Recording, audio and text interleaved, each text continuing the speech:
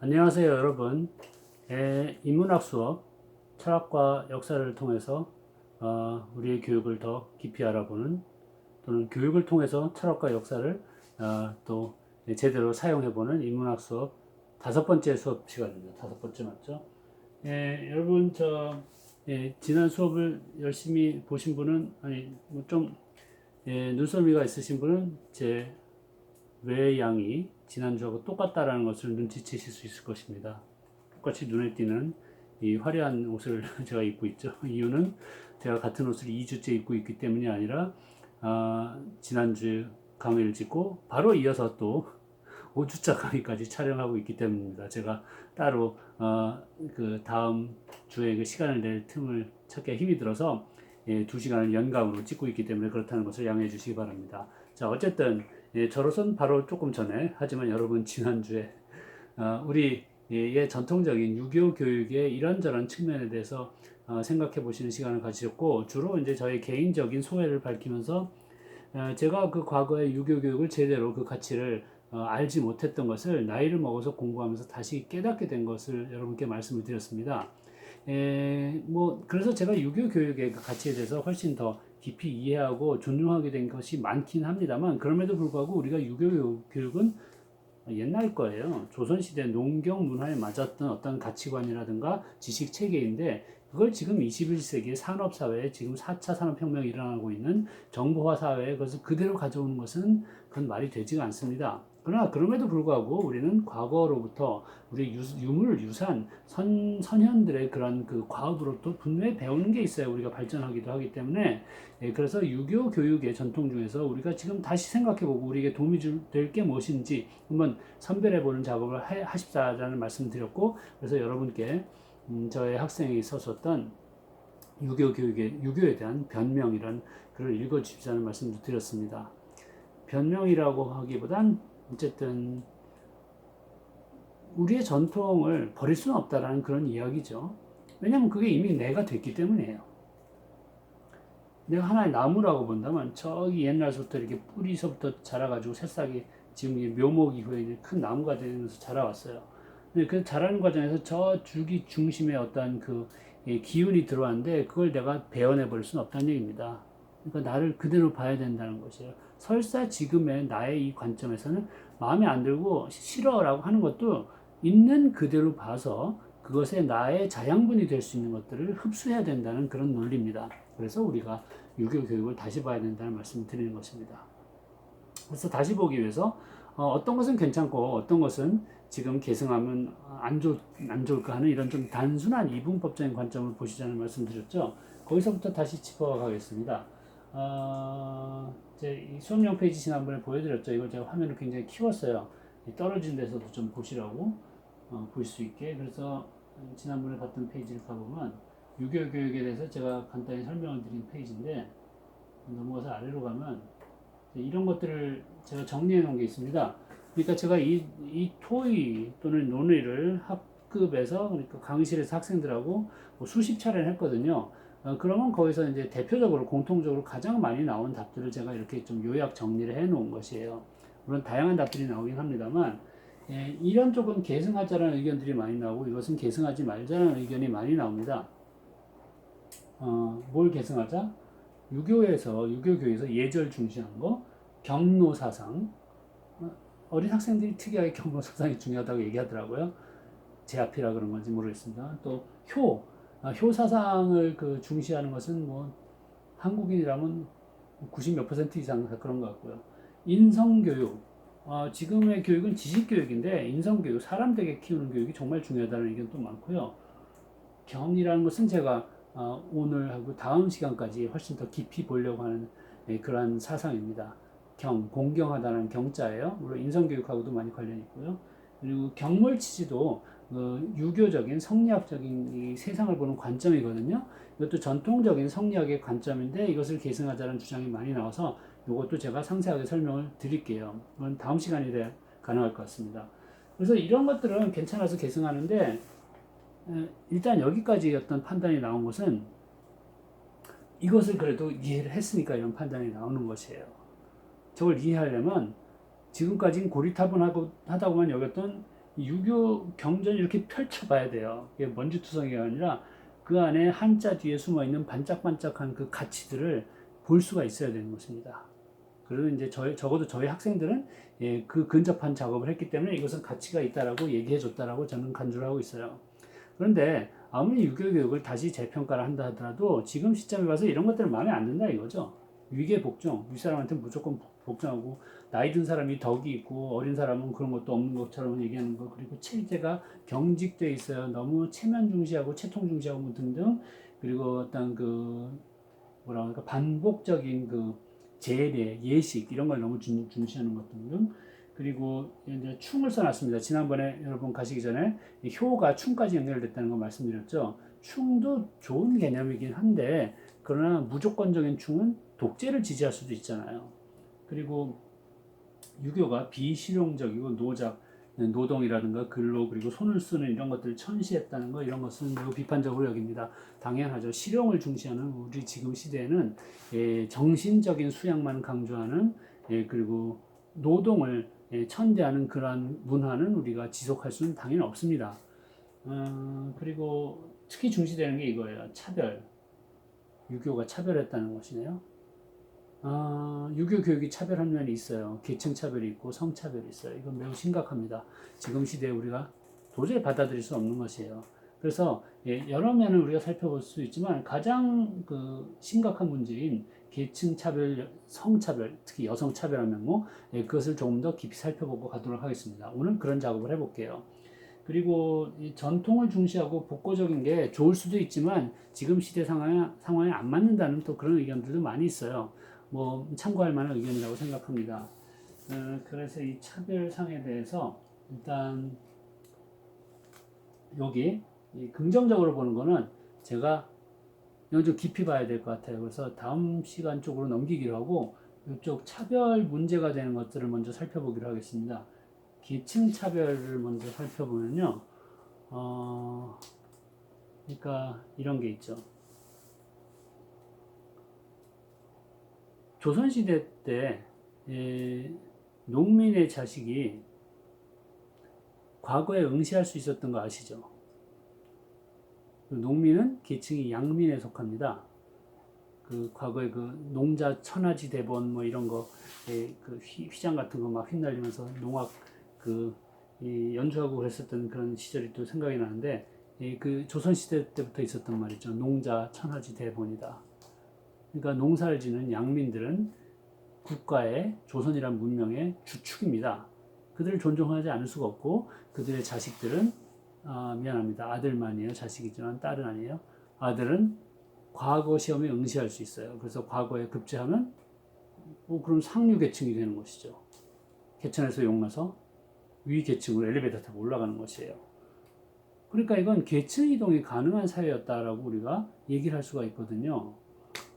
맨날 농사만 짓던 고생하던 그런 집안 사람도 공부를 해가지고 과거 급제하면 양반이 돼서 정부의 녹을 받고 그리고 땅을 하사받고 그리고 더 잘 살게 될 수 있다는 게 계층 이동을 얘기하는 것처럼 들릴 수가 있는데, 근데 문제가 있어요. 응신할 수 있는데 과연 붙을 수 있을까요? 농민의 아들이 과거에 급제할 수가 있을까요? 이게 너무 어려운 것입니다. 왜? 지금 우리 입시 문화를 생각해 보셔도 양반집 자제들하고 게임이 안 되죠. 과거에 붙으려면 준비를 해야 되잖아요. 입시 준비. 한두 해가 아니란 거 아시죠? 우리 대학 입시 성공도 한두 해로 안 되듯이 그보다 더 어려운 시험일 텐데 과거는 십수년 이상 동안 따로 훈장 선생님한테 맡겨서 교재들 다 내주고 집안일로부터 제외시켜주고 공부만 준비해 줘야 돼요. 얼마나 돈이 많이 들까요? 우리 조선시대에 농민들이 부농 개념이 거의 없습니다. 대체로 빈농들이죠. 힘들게 살았단 말이에요. 가부장제적이에요. 왜냐하면 노동 집약적이라 독재자적인 가부장이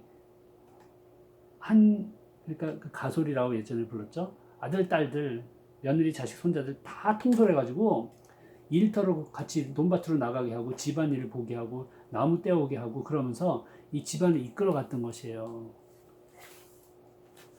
그런데 아들, 예전에 똑똑거비 같은 아들 낳았다 그랬죠. 무슨 말이냐? 노동력이 있다는 겁니다. 힘이 있어서 밥 먹고 살게 이제 벌어올 일을 할 수 있다는 것이죠. 어떤 기대감 같은 게 반영된 것이죠. 그 아들을 같이 데리고 나서 우리 식구들을 먹여 살리는 그 중차대한 일에 참여하게 하는 게 아니라 그 아들을 방을 따로 주고 거의 학비 대줘가지고 너는 과거에 급제해라 할 수 있었던 그런 농민이 과연 몇 명이나 있었을까 의심스럽습니다. 그러니까 농민한테 조선시대 때 과거 제도는 그림의 떡이나 마찬가지였다는 것이죠. 공식적으로는 있으나 실질적으로는 없는 거나 마찬가지인 그런 혜택이라는 것이죠. 혜택이 아니라 권리. 그럼에도 불구하고 예전에 흔히 하는 말 일자무식인 공부라고는 하지 못했고 깊이 세상을 돌아볼 기회도 갖지 못했던 대다수의 빈농인 농민들은 그래도 이 세상이 그 나리들께서 이렇게 공평한 어떤 그런 세상을 만들어 놨다. 우리가 무지랭이라 이렇게 사는 거지. 우리도 저분들처럼 열심히 공부하면 저렇게 잘 살 수 있는 거 아니야 라는 그런 헛된 착각을 하게 만들었다는 것이죠. 그래서 이 세상이 공평한 것처럼 지지하게 만들었다는 겁니다. 그래서 나라에도 충성을 바치기까지 그들을 이끌 수 있었다는 그런 얘기예요. 이거는 이제 제가 드리는 말씀이 아니라 1990년대 조선시대의 과거 제도라든가 계층 제도를 매우 비판적으로 보던 사학자들이 이제 예시했었던 그런 이야기입니다. 자, 이런 작용은 서구의 그 좌파의 이론을 가지고 설명할 수 있는 것이 잘 설명할 수 있는 것이 있거든요. 제가 그것을 좀 소개를 해드릴게요.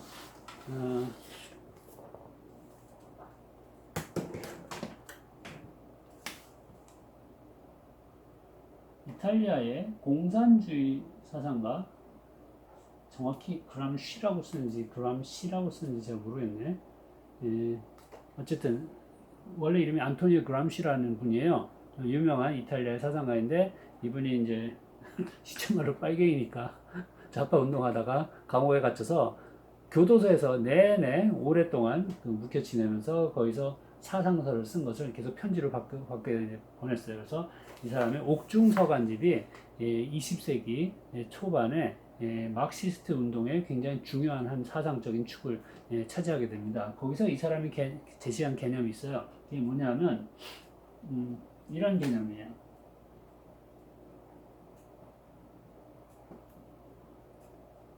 또 헤게몬이라고 해야 될지 뭐니라고 해야 될지 원래 그 영어에서 나온 것이니까 이게 원래 영어 뜻은 주도권 정도로 해석할 수 있어요. 주도권.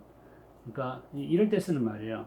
이제 사람들이 몇 명 있는데 내가 헤게모니를 장악해서 그런 말은 내가 이 여러 명 있는 데서 내가 가장 목소리가 큰 주도권을 장악해서 그런 말이 됩니다. 그러니까 내가 완전히 그들 제압했어란 말도 아니고 그들 중에서 그래도 가장 발언권이 센 나름 그들을 이끌 수 있는 그런 위치에 올랐다 할 때 헤게모니를 장악했어라고 얘기를 하거든요. 헤게모니는 어떤 의미에서 이 사람이 썼냐면 그람시가 보기에 인류 역사를 옛날부터 보면 소수의 힘 있는 놈들이 다수를 지배했다는 것이에요. 그래서 소수가 늘 헤게모니를 장악했었다고 보고 있어요. 근데 이게 어떻게 가능한가 하면 얼핏 생각하면 이해가 안 되거든요. 소수보단 다수가 더 힘이 셀 텐데 왜 다수가 지배를 받고 복종했을까? 그것은 소수가 처음에 주먹이 더 셌다고 보는 것이에요. 주먹이 더 세고 나중에 돌도끼 이런 것을 마련하게 되고 그 다음엔 이제 칼창을 들고 자기의 군사 집단 같은 것을 구축하고 그러면서 무력을 갖췄기 때문에 소수가 다수 노예들, 다수 농민들을 지배할 수 있었다고 보는 것입니다. 그래서 소수 이 귀족 계층이 과거 옛날서부터 다수에 대해서 헤게몬을 쥐고 있었는데 그 헤게몬을 쥐는 방식에 변화가 생겼다고 보는 것이에요. 그람시가 보기에는 그게 옛날 옛적에는 그러니까 뭐 1000년 전, 500년 전, 뭐 그때쯤까지는 칼창 든 사람들이 힘이 있으니까 그걸로 이제 불쌍한 농민들을 겁을 주고 그들의 고혈을 빨아먹고 잘 먹고 잘 살았다는 얘기예요. 그러나 갈수록 군대를 유지하는 게 부담이 많습니다. 왜냐하면 병사들도 먹여 살려야 되잖아요. 돈이 많이 들어가요. 부담이 생겨요. 그리고 농민들 아무리 약한 농민이다 하더라도 함부로 탄압하고 그러면 반발심이 생길 거 아니에요. 그래서 앙심을 품고 뭐 밀단이 일어나고 그러면 뭐 귀족 입장에서도 골치 아프단 말입니다. 그래서 꼭 유혈 사태로 칼로 창칼로 압박하고 이런 것보다 보다 더 어떤 그 효과적이고 효율적인 지배 방법 없을까라는 것을 연구하면서 피를 흘리지 않는 방법을 고안했다는 것입니다. 이게 무엇이냐? 주도권을 장악하되 이게 아니에요. 더 이상 총칼 같은 무지막지한 방법이 아니라 사람들 마음을 사로잡는 방법을 고안하는 것입니다. 어떻게 마음을 사로잡느냐? 예, 이런 그 메시지를 보내는 거예요. 우리 귀족들은, 나리님들은 선하다, 공평하다, 다 너희들을 위해서 이런 나라를 다스리는 일을 해주고 계신 거니까 이분들의 말씀을 잘 듣고 순종해야 잘 산다 이런 말씀입니다. 그리고 원래 세상은 이런 거야. 원래 더 똑똑하고 더 힘이 센 사람이 지배하는 게 자연의 섭리잖아. 안 그래? 하고 또 믿게 한다는 것이죠. 또는 너희는 이번 생은 글렀어. 이번엔 이렇게 태어나서 안 됐으니까 기도해가지고 다음 생에든지 이제 천국에 가서 잘 살아. 뭐 그게 제일 좋은 길이야. 이런 것을 또 받아들이게 한다는 것이죠. 바보 같은 소리를 들릴지 모르지만 실제로 이것들을 많은 피지배 집단이 받아들이게 되는데 어떻게 받아들이게 되냐면 이런 총칼을 통해서가 아니라 사회기관을 사용한다는 것이에요. 사회기관 주로 어떤 것을 사용하느냐? 이런 것입니다. 학교, 매체,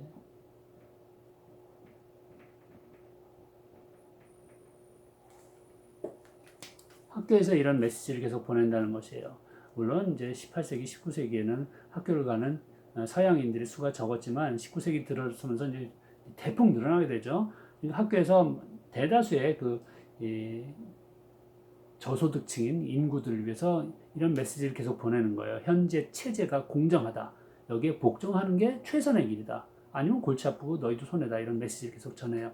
그러니까 열심히 그냥 일하라는 얘기입니다. 최저임금 밑으로 받고 공장에 가서 하루 종일 중노동해도 그 길밖에 없지 않냐. 그리고 그래야 우리가 먹고 사는 것이다. 라는 메시지를 이제 전파하는 것이죠. 이걸 학교에서 할 뿐만 아니라 매체, 신문, 영화, 체육대회 등을 통해서 계속 또 고취시키는 것이에요. 교회도 한몫을 했다는 얘기입니다.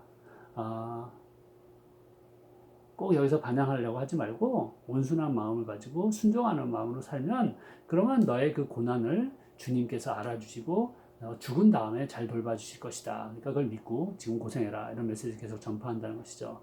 물론 이게 교회가 본질적으로 이런 메시지를 전달했다는 것은 아니에요. 그게 아니라 이 사람이 좌파거든요. 막시스트예요. 막시스트는 종교를 아편이라고 얘기했거든요. 무슨 아편? 사람들의 그 판단력을 흐리게 하는 그런 마약이라고 본 것입니다. 종교가 제시해주는 그 구원의 메시지는 결국 도피처 같은 것을 피지배계층한테 이렇게 나눠준 그런 역할을 했다는 것이죠. 자, 그래서 그 좌파가 보기에는 이제 종교를 매우 이제 비판적으로 보는 것이고요. 그래서 이 귀족이나 소수의 힘 있는 세력들은 총칼 사용하지도 않고도 이런 것을 이용해서 주도권을 장악하게 돼서 그래서 자기들의 힘을 계속 유지할 수 있게 됐다라고 얘기하고 그것을 헤게모니 이론이라고 부릅니다. 아까 조선시대 유교 교육 경우 말씀드렸죠. 사대부 집단도 조선의 사대부 집단도 조선의 농민들에 대해서 헤게모니를 장악했다라고 보는 것이죠. 총칼로 아닙니다. 유교로 장악했다고 보는 것이에요. 특히 과거 제도에서 양민들, 농민들한테 응시 기회를 주는 이런 것들, 일종의 그 이데올로기적인 메시지, 어떤 술법이라고 볼 수 있는데 그것을 통해서 헤게모니를 장악하는 데도 또 도움을 받았다라고 보는 것입니다. 그래서 다수 농민들이 반항하지 않고 그들에게 충을 바친 것이에요. 또 충은 효의 연장선상에 있기 때문에 당연한 것이라고 백성들이 여기기도 하게 됩니다. 그래서 충효를 강조하는 유교의 메시지를 전국의 모든 백성들에게 전파하려고 역대 왕조가 굉장히 노력을 했고요. 사대부도 그런 노력을 기울였습니다. 자, 이러한 헤게모니, 유교를 통해서 헤게모니를 장악한 이런 유교 교육의 한 측면은 지금 우리가 비판적으로 보고 그것을 우리가 받아들이기는 어렵다라는 이야기는 할 수 있겠는데, 근데 생각해 보면 지금 이 시대에는 헤게모니가 안 일어나고 있나요?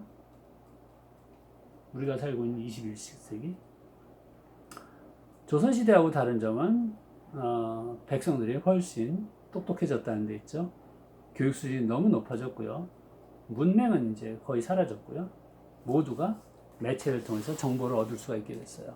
정보의 근원지가 돼버리기도 하고 유튜브를 만들기도 합니다. 그래서 지금 옛날 같은 이런 얄팍한 술수를 가지고는 헤게몬을 장악할 수 없죠. 지금은 얄팍한 것보다는 훨씬 더 교활한 수법을 써야 될 것이야. 그것은 아직도 매스미디어라든가 교육과 이런저런 측면에 곳곳에 배어 있는 것이 있을 것입니다. 눈 뜨고 부릅뜨고 찾아보면 아직도 그런 흔적을 볼 수가 있어요.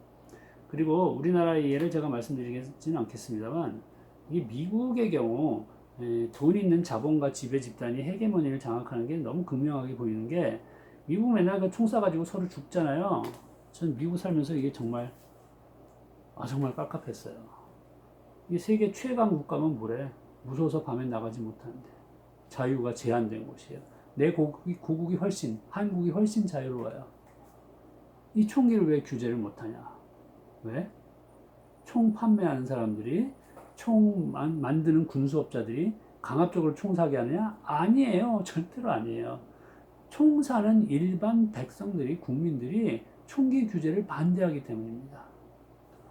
스스로 그 피해가 고스란히 자기한테 올 것임에도 분명한데도 불구하고 그리고 그 연장선상에서 그 무기 제조업자들의 여러 가지 이권 때문에 자신의 아들, 딸들이 해외 파병이 돼서 위험에 처하게 될 것을 계속 목도하고 있음에도 불구하고 총기 규제하자는 말을 안 해요. 이럴 경우에 총기 군수 산업의 그 자본가들이 대다수 민중한테 헤게모니를 장악했다고 보는 겁니다. 이 헤게모니는 교육, 여러 가지 문화적인 장치를 통해서 계속 강화되는 것이에요.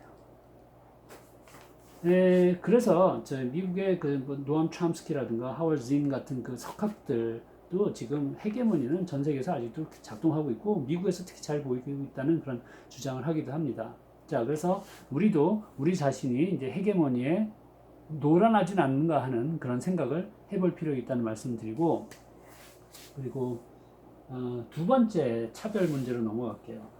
약간 여기서 이제 제가 계층 차별 문제 말씀드렸죠. 그 옆에 이제 중요한 게 또 여성 성차별 문제거든요. 이거 심각해요. 유교가 이것 때문에 그 우리나라에서 쫓겨날 뻔하기도 하고 아까 그 페미니스트면서도 이제 유교 전통을 그래도 지지해주는 그런 독특한 시각도 있었습니다만 대체로 여성한테는 유교가 아주 적처럼 여겨지는 게 그 근거가 있기 때문이죠. 이를테면 이런 것을 제가 보여드리겠습니다. 제 수업용 페이지도 있는 것인데 이게 이런 책이 있어요. 여기 오륜행실도 삼강행실도 이런 책이 있거든요. 아마 보신 분도 계실 거예요.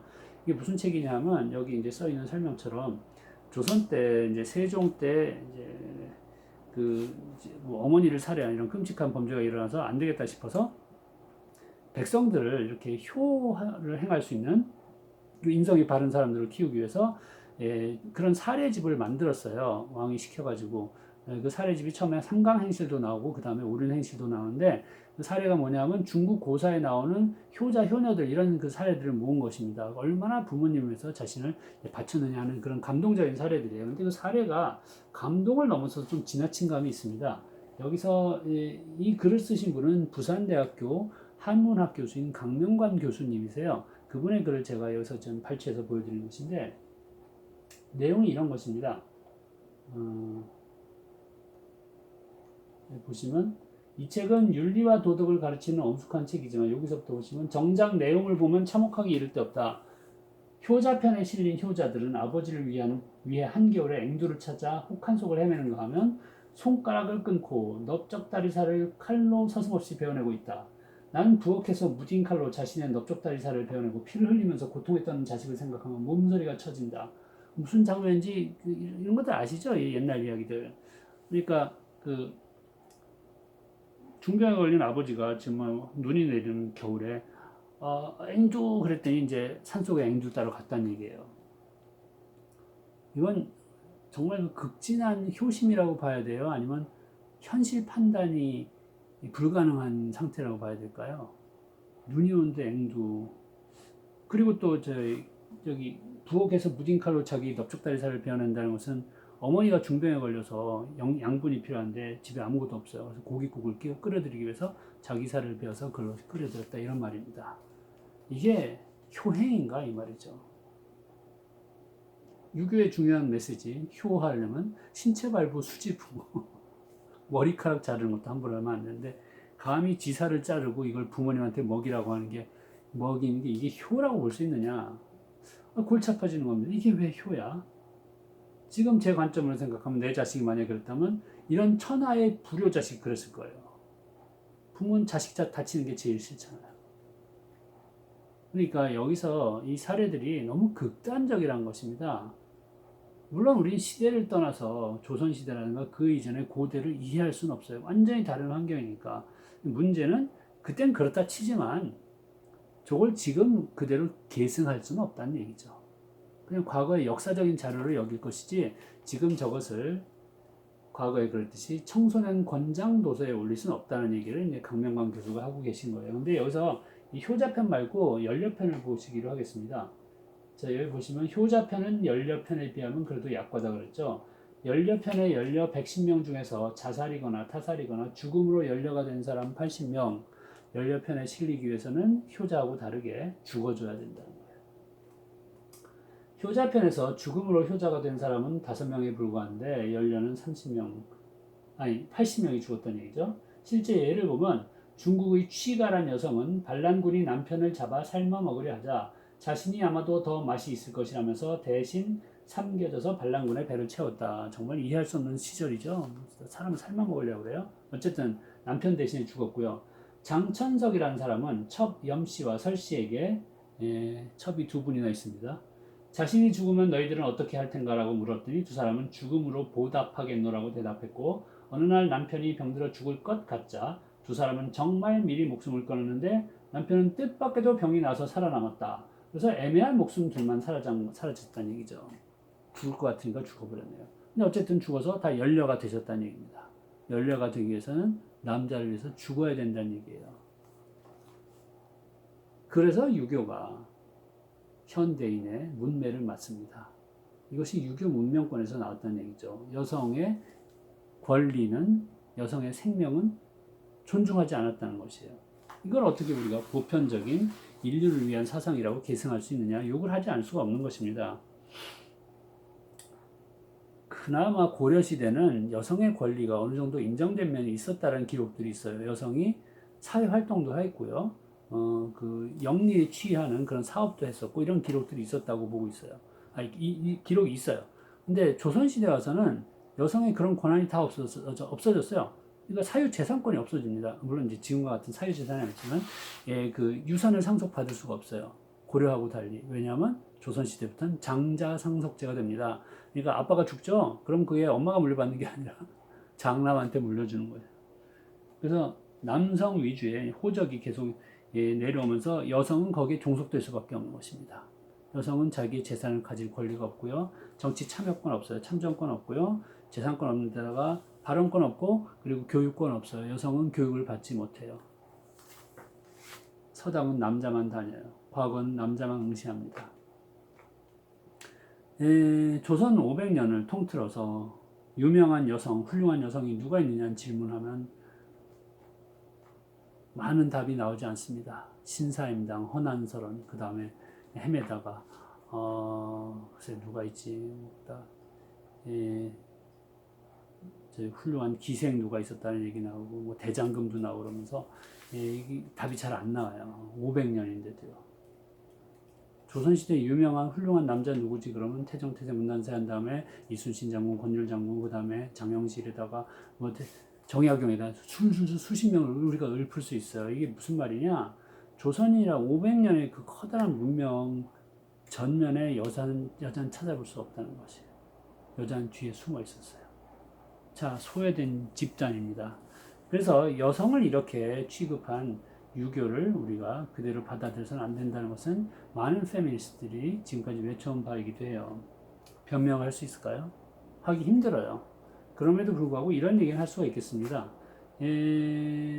유교가 우리 조선의 선조들의 그 위에 이데올로기로 씌워지기 이전에 이미 농경 체제에서 가부장제가 있었다는 것이에요.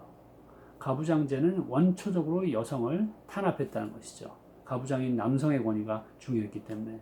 그래서 이미 조선은 여성 차별적인 문화였는데 그 위에 이제 유교라는 게 더 강화돼서 고려 때보다 훨씬 유교가 강화됐죠. 조선시대는 유교가 그 여성을 도와주지 못했고 상황에 어떤 그 전화를 만들지 못했다라는 그런 옹호론이 있기도 해요. 옹호라기보다는 변호론이라고 봐야 되겠죠. 어쨌든 조선시대에 유교가 여성을 구하지 못한 것은 사실이라고 판단합니다. 그리고 공자 성인이라고 부르는 공자 자신도 여성에 대한 편견을 드러내는 말 같은 것을 여러 번 했다는 그런 지적들이 있거든요. 과거 옛사람들 그 환경에서 그들의 도덕성을 판단하는 것은 매우 어려운 일이고 역사학자들은 하지 않으려고 하는 일이긴 합니다만 이제 문제는 그 당시의 가치관을 지금 우리가 계승하냐는 다른 문제예요. 여기서는 이건 계승할 수 없다는 것이죠. 유교의 여성을 대한 태도는 계승할 수가 없다는 것입니다. 그래서 쇄신이 필요합니다. 유교가 사람을 보는 관점에서 남자와 여자를 차별했다면 그 관점을 계승할 수 없거든요. 근데 혹시 그 관점이 남자와 여자를 동등하게 대하는 통합적으로 보는 그런 관점이 있는지 그건 좀 살펴볼 소지가 있어요. 그래서 저는 유교 전반에 대해서 특히 조선의 유교 성리학에 대해서는 성차별적인 게 분명하기 때문에 그대로 계승은 안 된다는 입장을 가지고 있습니다. 저희 수강생들이 여성들이 많기 때문에 이런 말씀 드리는 거 아니고 제 가족이 전부 여성이기 때문에 이런 말씀 드리는 거 아니고 세상이 험해지면서 여혐이니 남혐이니 이런 말이 나오는데 이게 다 자기 혐오입니다. 어떻게 남녀의 구분이 있을 수가 있습니까? 다 인간입니다.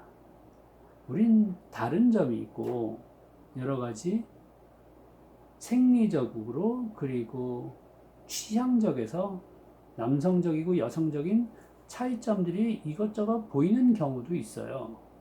그러나 그것이 확정적이라는 입증된 과학적인 결론도 없습니다. 남자가 인간이고 여자가 인간이고 서로가 서로를 배제할 수 없고 함께 살아야만 되는 것입니다. 그래서 여성 차별적인 유교의 면모는 지금 전혀 우리가 받아들일 수가 없죠. 그럼에도 불구하고 과연 유교가 전적으로 성차별적이었냐에 대해서 다시 한번 짚어보는 그런 시도를 하려고 합니다. 왜냐하면 유교가 아까 말씀드린 것처럼 우리 문명의 큰 줄기에 속하기 때문에 이것을 단칼에 이건 못 써라고 배워낼 수가 없어요. 우리를 형성한 면을 좀 살려낼 면들을 이제 살펴보고자 하는 것입니다. 그런 면을 지난번에 말씀드린 그 유교에 대한 변명을 쓴 여학생도 밝힌 것이라고 생각하고요. 그래서 그쪽으로 넘어가기 위해서 이번에 또 화면을 이동하겠습니다. 이쪽으로 여러분 화면을 옮겨서 좀 자세히 보기로 할게요.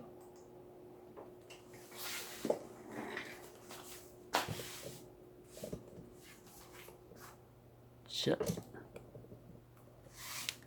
이번에 동영상 자료 하나 같이 보시죠.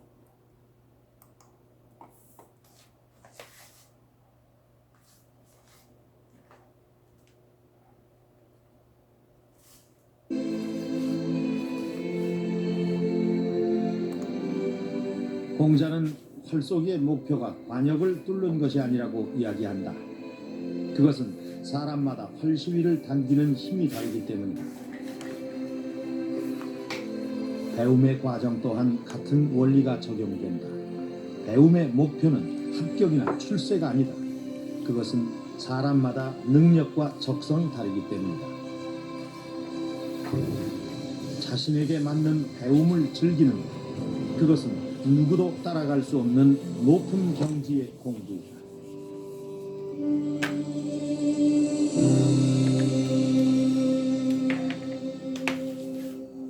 선생, 성격이 불같은 제자와 지나치게 신중한 제자가 던진 똑같은 질문에 각각 다른 대답을 준 공자의 이야기는 유명하다. 성격이 급한 제자에게는 옳은 것을 배웠어도 바로 행하지 말고 부모 형제에게 한 번 더 물어보라는 답을 준 반면 신중한 제자에게는 옳은 것을 배우면 들은 대로 바로 행하라는 답을 준 것이다.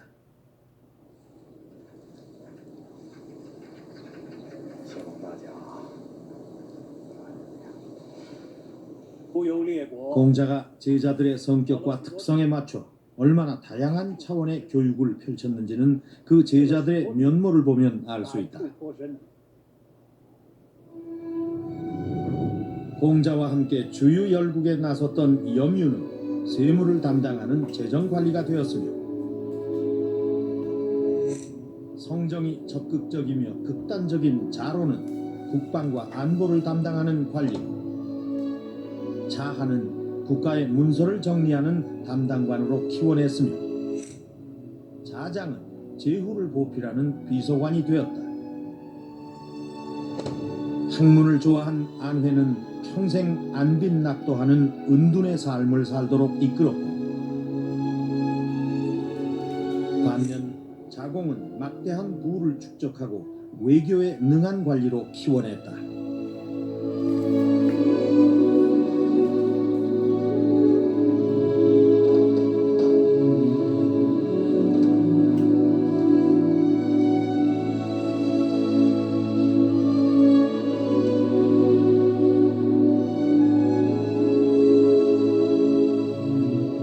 그러나 무엇보다 공자가 애쓴 것은 세상을 위해 자신의 지혜를 사용할 줄 아는 도야된 인격체로 제자들을 이끄는 일이었다. Now, what is it that the person is supposed to learn? The person is supposed to learn not about science, not about technology, at least in the tradition of the Analects, but rather the person is to learn about what it means to be human. The person is to learn how to become a better human being. And so, from the Confucian point of view, this learning process never ceases. It never comes to an end. We're always in the process of attempting to perfect ourselves morally.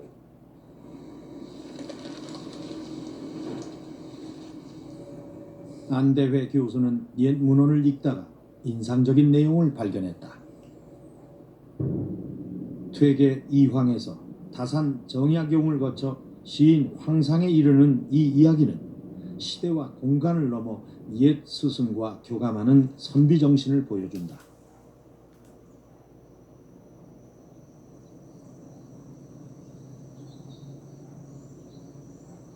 퇴계 사후 200년이 지난 1795년 당시 정약용은 충청도 청양으로 좌천된 상태였다. 이곳에서 정약용은 매일 아침 퇴계의 편지글 한 편을 읽는다. 나는 평소에 큰 병통이 있다. 생각하는 것이 있으면 바로 글로 지어 남에게 보이지 않고는 못 베기는 버릇이다. 비록 주장이 현란하고 글솜씨가 화려하다 해도 차차로 천박하고 값싸져서 남에게 존중받지 못하게 된다. 퇴계 선생의 말씀을 읽고 나서야 그것을 깨달았다. 다사는 수백 년의 시간을 초월해 옛 스승이 남긴 편지를 읽으며 자신을 반성했던 것이다. 다사는 신유 박해 때 중죄인으로 몰려 강진으로 유배가게 된다. 평범한 시골 총각 황상은 서울에서 온 훌륭한 선생님이 계시다는 말을 듣고 용기를 내서 주막집을 찾았고 다산에게서 글을 배운 지 7일째 되던 날 자신의 일생을 바꾸어 놓을 순간을 맞게 된다. 수고가 많구나. 황상아, 이 책을 읽도록 해라. 하지만 스님, 저는 결점이 많습니다. 저는 머리도 나쁘고 앞뒤가 꼭 막혔고 분별력도 모자랍니다. 하지만 넌 공부하는 자들이 갖고 있는 세 가지 결점을 하나도 갖고 있지 않구나. 첫째는 기억력이 뛰어난 결점으로 한 번 보면 척척 외우는 아이들은 그 뜻을 깊이 음미할 줄 모르지. 둘째는 글 짓는 재주가 좋은 결점으로 제목만 주면 글을 지어내지만 저도 모르게 경박하고 들뜨게 된다. 셋째는 이해가 빠른 결점으로 한마디만 던져주면 금세 말귀를 알아듣지만 곱씹지 않으므로 깊이가 없지. 너처럼 둔하지만 공부에 파고드는 사람은 식견이 넓어지고 꽉 막혔지만 그것이 한번 뚫리면 거칠 것이 없으며 답답하지만 꾸준히 연마하는 사람은 그 빛이 더욱 반짝이는 것이니라.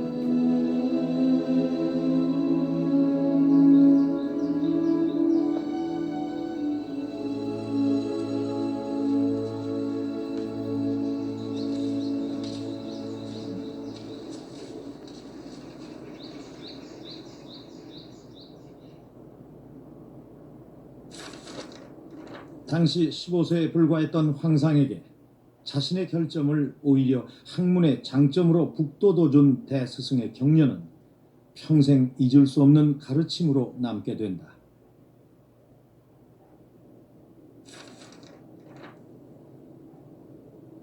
그날 내려주신 스승님의 말씀을 마음에 깊이 새기고 감히 잃어버릴까 두려워했다.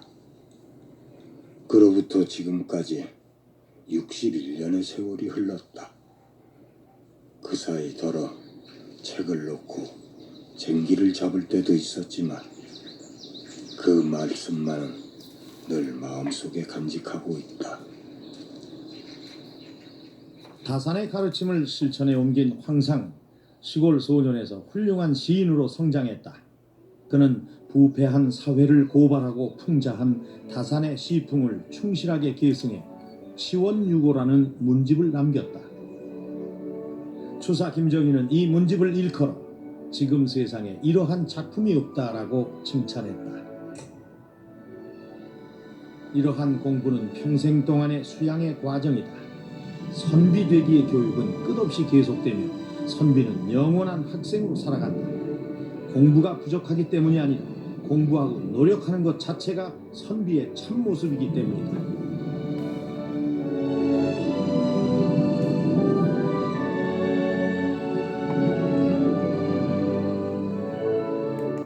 자, 여기까지만 같이 보시죠. 지금 보셨던 것에서 이런 장면 기억하시죠? 그 다산이 황상에게 해준 말씀인데,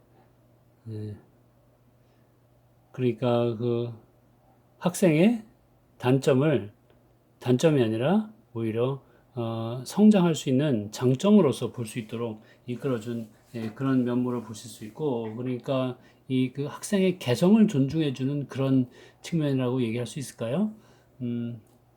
이 글이 전 매우 마음에 들어서 이게 저희 한양대학교 국문학과 정민 교수께서 그 발췌하신 자료에 나타나 있기도 합니다만, 이것들을 이제 공부하려고 하는데 머리가 안 따른다는 불평을 하는 학생들에게 나눠주곤 하는데, 그것보다 이 지금 보신 영상의 앞쪽에서 보셨던 공자의 제자들의 이야기를 좀 다시 한번 좀 짚어볼게요.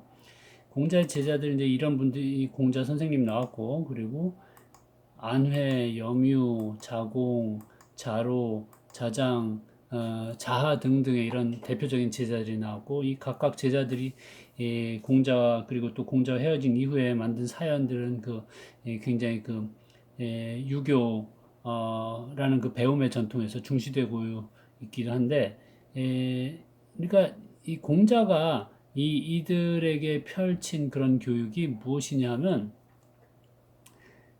현대 용어로 바꾸면 개성화 교육이라고 말씀드리겠습니다. 그러니까 모두를 다 똑같은 일률적인 인재로 만드는 게 아니라 각각 타고난 성정, 적성, 재능 이런 것에 가장 잘 맞는 길로 나아갈 수 있게끔 그들을 이끌었다는 얘기예요. 그러니까 각각의 타고난 개성을 살려주는 것으로서 현대적인 용어로 다시 한번 심층심리학적으로는 저는 자기 실현 학습이라고 바꿔 말해도 무리가 없다라고 주장을 하고 싶습니다. 이게 우리가 흔히 일제 강점기에 유교에 덧씌워진 그런 편견 때문에 유교가 마치 전체주의적인 똑같은 일률적인 인격을 양성하는 것처럼 오해하고 있는데, 사실 원래 유교가 그렇지는 않다는 것이죠. 여기서 이 원래 유교, 그러니까 유교의 본질을 의미합니다. 유교의 본질은 인간의 어떤 보편성에 호소하는 그런 측면들을 가지고 있거든요. 저는 이것이 시대에 따라서 가부장적 시대에 잘못 반영됨으로써 여성을 소외시켰다는 그런 성차별적인 그런 진전에 대해서 한 발짝 물러나서 그런 성차별이 실행되기 이전에 유교의 원래 사상은 인간에 대한 보편적인 존중을 가지고 있었지 않았나라는 그런 그 논지 쪽으로 연결시키기 위해서 말씀드리고 있기도 합니다. 자로편의 논어에 이런 말씀이 나옵니다. 그래서 해설해드리면 여기서 화라는 것은 화이부동이라는 얘기인데 화는 조화롭다는 얘기입니다. 이는 그냥 그리고고요. 부동은 같지 않다는 얘기죠. 무슨 말이냐? 군자. 공자가 맨날 칭찬하는 훌륭한 사람이죠. 이 훌륭한 사람들은 다른 사람과 조화로워요. 즉 사이가 좋대요. 근데 그들은 다른 사람과 같지 않답니다. 이해가 되세요? 공자는 군자가 다른 사람하고 다른 사람이란 얘기를 하고 있습니다. 즉 자신의 개성을 키우는 사람이란 얘기죠. 근데 거기에 비해서 공자가 늘 지적질하는 소인은 어떤 사람이냐? 같아요. 누구랑? 타인들하고. 다른 사람들하고 같아요. 다른 사람들이 하는 것에서 벗어나는 것은 겁이 나서 못해요. 늘 유행을 따라서 쫓아가야 돼요. 그런데 또 무엇이냐? 불화. 다른 사람 하는 걸 다 쫓아하면서 그들과 사이도 나쁘다는 얘기입니다. 이게 소인이랍니다. 당연히 유교에서 원론적으로 지향하는 바는 군자고요. 군자는 어떤 사람이냐? 부동한 사람입니다. 자기의 개성을 키우면서 그래서 다른 사람하고 어긋나게만 하는 게 아니라 자기만의 강점으로 타인들과 사이가 좋아지는 사람을 얘기합니다. 어떻게 그런 사람을 키울 수 있을까? 앞으로 계속 우리가 고민해 봐야 될 점이기도 합니다. 이것을 사실 유교 교육에 대해서 이런 원론을 본질을 모르는 사람들이 많이 오해하는 것인데 다시 말씀드립니다만 유교는 각각 자신에게 주어진 천성이라는 것을 매우 중시한다는 말씀드리고요. 또 논어의 헌문편에 나온 말은 고지학자란 말은 옛날 고자죠. 그러니까 옛날의 학자라는 얘기입니다. 이것은 여기서 옛날은 유교에서 옛날에 훌륭했던 시절을 얘기하는 거예요. 그래서 고지학자는 예전에 성현 말씀을 아주 잘 따랐던 훌륭한 그런 학자를 얘기합니다. 배우는 사람. 고지학자는 위기, 자기를 행하는 교육을 했다는 것이에요. 배움을 행했다는 것이에요. 자기를 행하는 배움이 무엇인지 여기서 대주에서 보면 금지학자는 금은 지금이에요. 요즘에 배우는 사람들은 그러니까 공자가 비판적으로 본 사람입니다. 요새 공부한다는 자들은 위인 공부를 했다는 겁니다. 그래서 이는 타인들입니다. 타인들의 눈에 드는 공부를 했다는 것이에요. 여기서 위기지약이란 말, 너무 앞서갔네. 다시. 위기지약이란 말을 우리가 그 후학들이 쓰게 됐는데 공자가 강조하는 유교의 본질은 위인지약이 아니라 즉 타인의 눈에 비치기 위해서 하는 타인의 눈을 따르기 위해서 하는 교육이 아니라 공부가 아니라 위기지약 자기를 실현하기 위한 자기를 행하기 위한 자신의 뜻을 펼치기 위한 교육이란 얘기입니다. 공부란 얘기입니다. 그래서 위기지약이라는 말 쓰고 이것은 앞에 보신 바처럼 화이부동이란 가치하고 일치하고요. 이것은 자신만의 천성, 특성, 개성을 발현하는 교육이라고 바꿔 말해도 될 것이에요. 이것이 유교의 원론입니다. 우리는 이것을 오해하고 잊고 오랫동안 상실해 왔다고 생각을 합니다. 그래서 유교의 부정적인 측면은 너무 부각해서 유교의 원초적인 본질적인 보편론을 잊어버린 게 아닌가라는 주장을 하고 싶어요. 자, 그래서 그 유교의 보편적인 면을 얘기하기 전에 그 핵심 사상 말씀드리기 전에 제가 아까 동영상을 보다 보니까 제가 지난 강의인지 이번 강의인지 실언을 한 게 있었던 것 같아요. 제가 공자 얘기하면서 4천 몇백 년 전이라는 실언한 것 같은 게 아니라 2004, 5, 600년 전이라고 얘기해야 될 것을 실언했는데 어쨌든 그런 2500년 전에 공자가 애초에 제시했었던 사상은 그게 이제 원시유교라고 지금 얘기하거든요. 그 원시유교를 조선시대를 지배한 성리학이 계승했다라고 보는 것입니다. 근데 그 원시유교의 어떤 측면이냐면 성선설적인 측면을 계승했다라고 보는 거예요. 그러니까 사람이 본질적으로 선하다라고 보는 관점이죠. 그게 왜 사람이 본질적으로 선하다라고 봤냐면 예를 들면 공자를 그대로 계승한 맹자의 경우 누군가 아이가 우물에 빠져서 죽으려고 하면 사람들이 자기 이속을 챙기는 게 아니라 남의 눈치를 보는 게 아니라 그냥 자발적으로 다 가서 그 아이를 구하려고 하는 것을 볼 때 우리 마음 깊은 곳에는 선한 본성이 숨어 있다라고 그렇게 얘기를 하지 않습니까? 그 선한 본성에 대해서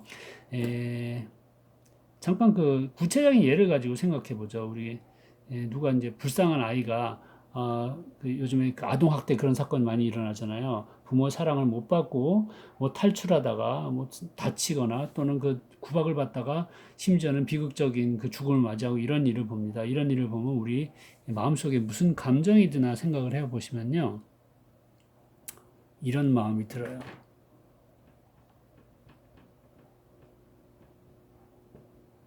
그렇죠. 얼마나 불쌍해요. 그 어린 것이 그러면서 눈물 흘리고 쯧쯧하면서 안타까워합니다.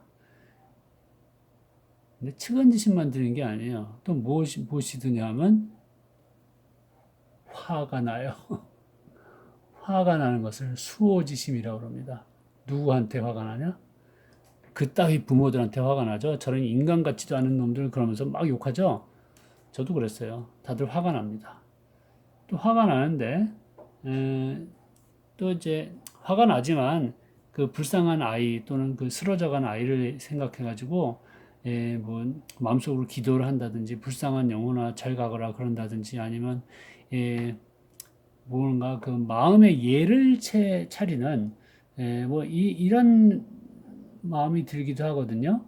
그래서 이제 사양지심이라고 얘기할 수가 있겠습니다.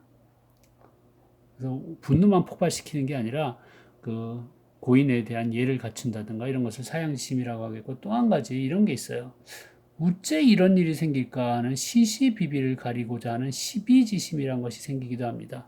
왜 세상에 이런 일이 생기는 것이지? 왜 부모는 저런 짓을 하고 왜 당국은 이것을 미처 그 조치를 취하지 못하고 이런 생각이 들어요. 그래서 그 시시비비를 가리고 싶은 마음이 드는데 이런 것들이요. 이것을 네 개의 단서라고 불러서 사단이라고 부릅니다. 무슨 단서? 우리 내면에 선한 본성이 있다는 단서래요. 선한 본성이 뭐냐면 이런 것들이에요.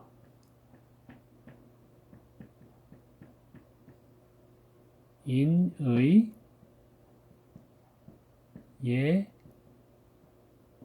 예지라는 선한 본성이란 것입니다. 어질 인자죠. 우리의 선한 어진 마음의 단서가 측은지심이고요. 우리의 선함 속에 의로움이 있어요. 그것의 단서가 수호지심이에요. 수호지심은 악자입니다. 악을 미워하고 나의 나쁜 점을 부끄러워하는 게 수호지심이에요. 그리고 우리 마음에 타인들을 공경하고 예를 차리고자 하는 마음 사양지심이라는 것이 예의 단서이고요. 그리고 우리가 뭘 알고자 하는 것도 그냥 지적인 호기심에 그치는 게 아니라 결국은 진상을 밝히고 사태를 바로잡아서 공평하게 만들고 싶은 그런 시비지심이라는 것이 이 지의 단서라는 것입니다. 이것이 다 우리의 선한 본성들이에요. 이 선한 본성을 우리가 평소의 마음의 단서로서 이렇게 보여준다는 것입니다. 그래서 우리는 선한 존재라는 것이고 이런 성선설을 조선의 성리학이 받아들이게 됩니다. 그리고 성리학은 우리의 주류 사상이 됐어요. 유학의 주류 사상. 그래서 이 성선설을 이어받은 성리학 쪽으로 넘어가서 말씀드릴게요. 성리학에 대해서는 제가 실용적이고 구체적인 실생활에 와닿는 그런 이야기를 드리고 싶습니다만 그 이전에 좀 사상 자체에 대한 설명을 잠깐만 드리고 갈게요. 이건 아니지. 그것을 보기 위해서 우리 수업용 페이지에서 제가 여기 경이라고 써 있는 페이지를 들어가 볼게요. 너무 커서 좀 화면을 줄여야겠네.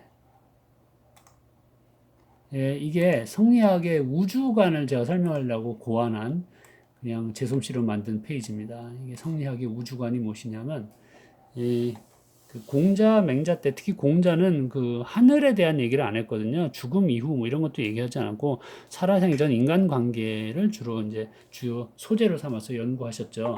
그런데 송나라의 주희는 우주, 형이상학 이런 것에 대한 이야기를 많이 합니다. 그래서 그 우주론을 볼 수가 있는데 이건 이제 제가 가져온 우리가 이해하는 우주의 사진이에요. 근데 이제 우주란 얘기는 안 하고 하늘이란 천자를 많이 써서 얘기합니다. 성리학 경전에서는. 천이 있어요. 하늘이 있어요. 지금 우리는 이걸 우주라고 이해해요. 우주에 이치가 있어요. 그걸 이라고 합니다. 이치, 이자죠. 우주에 원리가 있대요. 뭐 있다고 쳐보세요. 삼라만상이 운행하는데 그게 어떤 원리에 의해서 운행한다는 것이죠. 근데 그 원리의 성격이 있대요. 그 성격이 인하다는 것이에요. 자, 굉장히 요약해서 함축적으로 설명을 합니다만 다시 한번 보시면요. 우주 만물의 운행 원리 그 원칙이 성질이 인하다라는 얘기예요. 바꿔 말하면 이 우주가 어질다라는 그런 얘기가 됩니다. 어질다가 어지럽다는 얘기가 아니라 빙빙 도니까 어지럽다가 아니라 어질다의 뜻 아시죠? 어질다는 선하다는 얘기죠. 뭐 쉽게 말해서. 근데 어질다는 사실 유교학자들은 굉장히 그 토론을 많이 하는 어려운 개념이긴 합니다. 그래서 제가 어질 인자를 나름대로 공부하면서 제 선생님들한테 물어보면서 이런 결론에 도달했어요. 어질 인자 이게 무엇이냐면 너무 앞서갔다. 이 인자가 사랑하고 동의하다라고 전 이해하게 됐어요. 사랑. 현대인들이 얘기하는 사랑. 그리고 제 선생님들이 이제 그분들은 이제 전문가들이신데 저는 서양을 전문했지 동양은 전문가가 아닙니다. 예, 저의 스승들이 그게 제가 제대로 이해한 것이라고 인가를 해주셔서 제가 이렇게 강의해서 학생들께 이 저의 인에 대한 해설을 말씀드릴 수 있는 것이에요. 그러면 다시 바꿔 말할게요. 우주의 근본 원리가 사랑이다 이렇게 돼요. 이해가 되세요? 이 천체 삼라만상 생명의 끝없는 줄기가 이게 계속 돌아가는 이 우주의 원리가 사랑이라는 게 이해가 되세요? 이게 현대인이 이해하기 힘든 개념이에요. 현대인은 흔히들 기계론적인 우주관을 갖고 있다는 얘기합니다. 그러니까 이게 정교한 기계처럼 생각한다는 것이에요. 물리적인 법칙에 의해서 움직이는 것이에요. 그런데 이게 사랑에서 움직인다는 것은 뭔 소리? 뭐 이런 반응이 나오는데 그러나 우리 현대인들 중에서도 어떤 분들은 이 말을 잘 받아들입니다. 어떤 분일까요? 기독교도들입니다. 기독교도들은 이렇게 볼 수가 있어요. 우주의 근본 원리는 하느님입니다. 카톨릭에서는 하느님이라고 그러죠. 개신교에서는 하나님이라고 그러죠. 어쨌든 하느님이든 하나님이든 신이에요. 절대죠. 하느님의 원리가 뭐예요? 사랑이에요. 그게 기독교의 핵심이에요. 본질이에요. 신의 본질이 사랑이라는 겁니다. 그래서 이런 성리학적인 우주관, 주희적인 우주관을 기독교도들은 잘 받아들일 수 있다라고 주장하시는 개신교 신학자도 계세요. 이건 제 주장이 아닙니다. 자, 그래서 어쨌든 그런데 이건 이제 성리학에서는 하늘이라든가 이치에 인격을 부여하지 않아요. 기독교에서는 그 이치를 신이라고 인격을 부여하지만 성리학은 그렇지 않기 때문에 당연히 기독교하고는 다릅니다. 어쨌든 중요한 건 무엇이냐면 성리학은 우주의 근본 원리가 사랑 또는 인인데 이게 우리 안에 다 있다는 것이에요. 우주의 근본 원리가. 모든 인간 안에 있다는 것이에요. 죄송합니다. 이건 러너로 다빈치의 인간의 그 구도, 그 그림이죠. 성리학에서 보기에 우리 인간은 기로서 이루어져 있어요. 근데 기는 일종의 그 물체를 이루는 그런 요소이고 기뿐만이 아니라 우리 안에 리가 있다고 보는 것입니다. 리가 우리 안에 다 있대요. 그러니까 우리 안에는 다 사랑이 있는 존재라는 것이에요. 그런가요? 여러분 안에 사랑이 보이세요? 자, 사랑이 있겠죠. 당연히 여러분 사랑하는 자식들을 보면 사랑이 있는 걸 잘 아시겠죠. 그러나 늘 사랑이 나옵니까? 심지어는 사랑하는 자식 앞에서도 사랑이 안 나오고 미움이 나올 때가 얼마나 많은가요?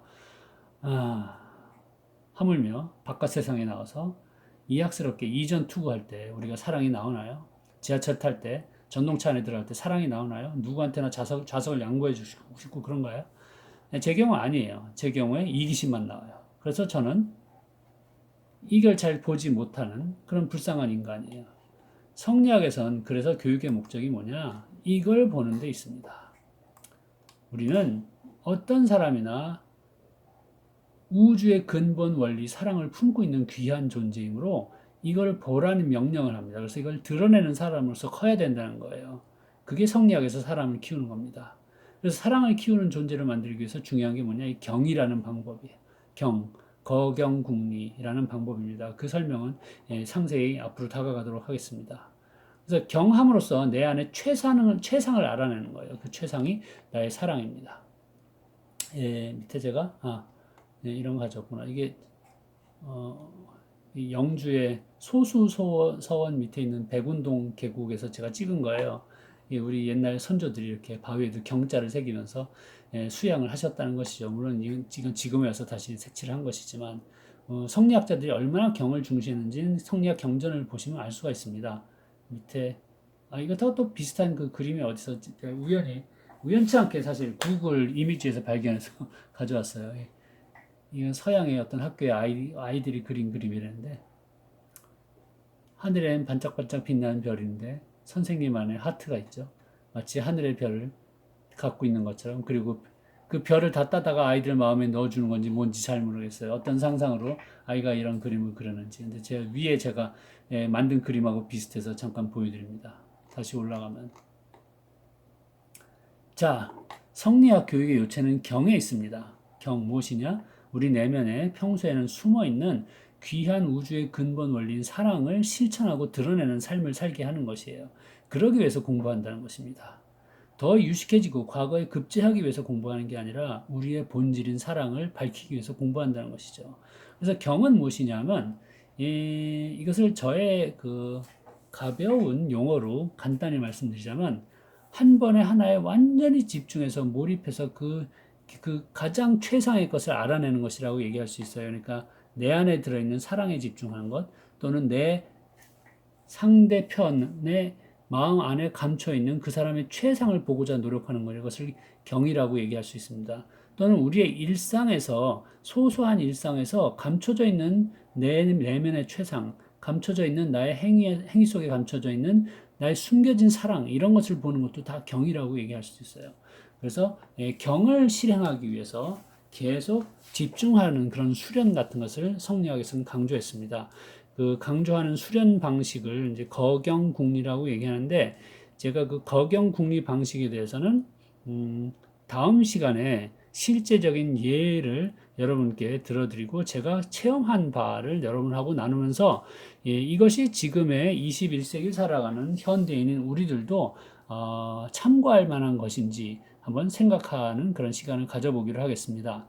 그래서 이것하고 관련해서 제가 추가로 여러분께서 참고할 만한 그런 자료들을 유튜브 여기 그 페이지 밑에다가 소개를 해 드릴 테니까 그것을 따로 또 보시면서 오늘 내용을 좀 되새김질 해 주시기 바라요. 자, 성리학 공부의 요체는 우리 안에는 선한 본성, 사랑의 마음이 숨어 있는데 그것을 보고 드러낼 수 있는 사람이 되도록 키우자라는 데 있다는 말씀입니다. 그리고 이것은 양반한테만 적용된 것 아니고 남자한테만 적용된 것 아니고, 그리고 주희 이후에 스승들 퇴계, 그리고 율곡, 정약용, 우리의 위대한 스승들은 이게 남녀 성별 차이 없이 모든 인간에게 보편적으로 적용되는 그러한 그 원리라고 천명을 합니다.